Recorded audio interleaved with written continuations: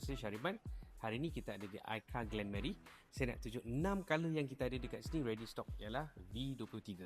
Dan colour-colournya ialah nombor 1, colour putih. So colour putih ni nama dia Kakis White.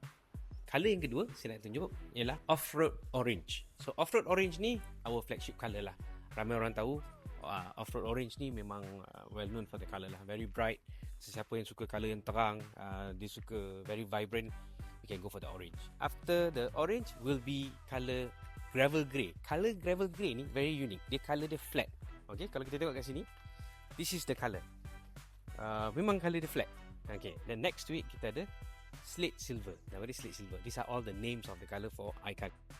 So slate silver ni banyak orang suka juga colour dia, sebab dia very natural colour. Then next to it army green. Okay, army green compared to Aurora Green lain. Aurora Green untuk 03 dia gelap lagi, dia macam nak hitam.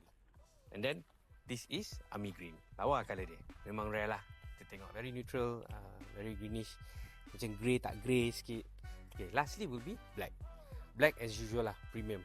So this is black, all black. The grills are black, wheels are black.